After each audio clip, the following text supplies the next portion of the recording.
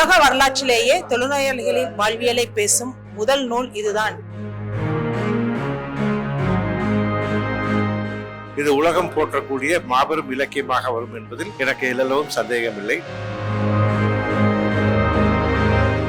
பேச்சு வட்டார வழக்கு மட்டும் இல்லாம புனைவுகள் எதுவுமே இல்லாத இயல்பான ஒரு நடையில் சொல்லக்கூடிய ஒரு எழுத்தாளராக தான் ஐயா இமயம் ஐயா அவர்களை பார்க்க முடியும்.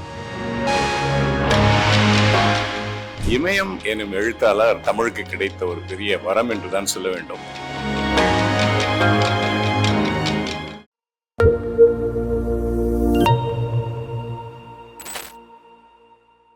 அனைவருக்கும் வணக்கம். எங்கள் வாருங்கள் படிப்போம் குழுவின் சார்பாக 338வது திறனாய்வாக எழுத்தாளர் இமயம் அவர்களின் நோய் புற்று நூல் படைப்பு முனைவர் ஒளிவண்ணன் அவர்களால் திறனாய்வு செய்யப்பட்டது.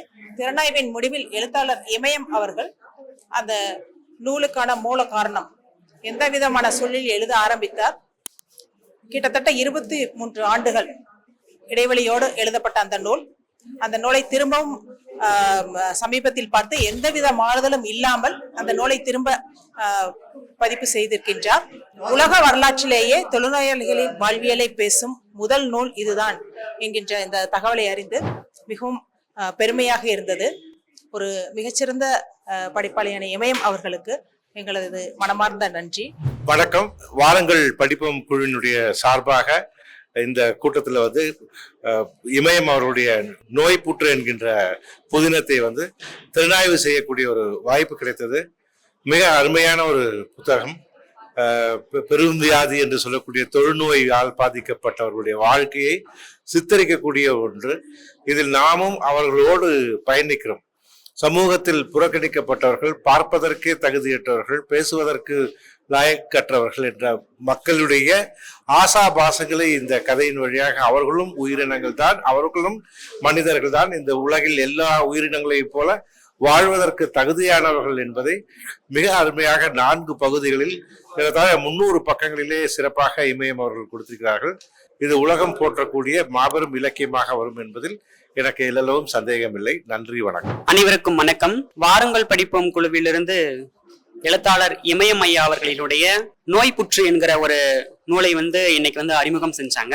எழுத்தாளர் இமயம் என்று சொன்னாலே புனைவுகள் அல்லாத ஒரு வட்டார வழக்கில் இருக்கக்கூடிய மக்களினுடைய வாழ்க்கையை அப்படியே காட்டக்கூடிய ஒரு நூலாகத்தான் இருக்கும். எப்படி இயல்பாக மக்கள் வாழ்கிறார்களோ அவர்களுடைய வாழ்க்கையை அப்படியே சொல்லக்கூடிய ஒரு படைப்பாகத்தான் எழுத்தாளர் இமயம் ஐயா அவர்களுடைய புத்தகம் இருக்கும்.